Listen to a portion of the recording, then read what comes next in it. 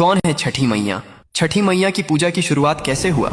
जब सृष्टि की शुरुआत हुई तब ब्रह्मा जी ने अपने कमंडल से जल उंडेला और सृष्टि का निर्माण प्रारंभ किया, लेकिन सृष्टि अधूरी थी। पुरुषों के बिना स्त्री शक्ति का अभाव था। ब्रह्मा जी ने स्वयं को दो भागों में विभाजित कर लिया, एक पुरुष भाग जो सृष्टि का आधार बना और दूसरा स्त्री भाग जो प्रकृति देवी के रूप में प्रकट हुई। यह प्रकृति देवी ही सृष्टि की अधिष्ठात्री थीं, जिन्होंने स्वयं को 6 भागों में विभाजित कर लिया। इन 6 भागों को षड्मातृकाएं कहा जाता है, लेकिन छठी मैया का स्वरूप इनसे अलग और विशेष था। वे ब्रह्मा जी के मन से उत्पन्न हुई। मार्कंडेय पुराण में स्पष्ट उल्लेख है कि सृष्टि के छठे दिवस पर ब्रह्मा जी ने उन्हें जन्म दिया ताकि वे संतान की रक्षा का दायित्व संभालें। ब्रह्मा जी के मन से उत्पन्न हुई, इसलिए मानस पुत्री कहलाती है। ब्रह्म वैवर्त पुराण में बताया गया है, जहाँ छठी मैया को सूर्य देव की बहन बताया गया है। सूर्य देव ने अपनी बहनों की रक्षा के लिए छठी मैया को विशेष शक्ति प्रदान की। कथा के अनुसार जब सूर्य देव अपने रथ पर सवार होकर आकाश में विचरण कर रहे थे तो राक्षसों ने देवलोक के बच्चों को नुकसान पहुंचाना शुरू कर दिया। सूर्य देव ने अपनी छोटी बहन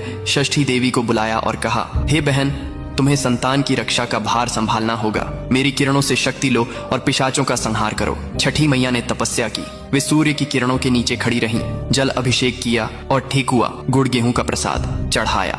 उनकी तपस्या से प्रसन्न होकर सूर्य देव ने उन्हें अमृता और रक्षा शक्ति का वरदान दिया। पिशाचों को हराकर बच्चों को बचाया। इस कथा से छठ पूजा में सूर्य और छठी मैया की संयुक्त पूजा की परंपरा चली। पुराणों में कहा गया है कि छठी मैया बिल्ली के रूप में भी प्रकट होती है, क्योंकि बिल्ली माँ की तरह बच्चों की रक्षा करती है, रात में जागती रहती है और खतरे से पिशाचों को हराकर बच्चों को बचाती है। इसीलिए उन्हें छठी मैया कहते हैं, जो छठे दिन जन्मी और छठे दिन पूजी जाती है।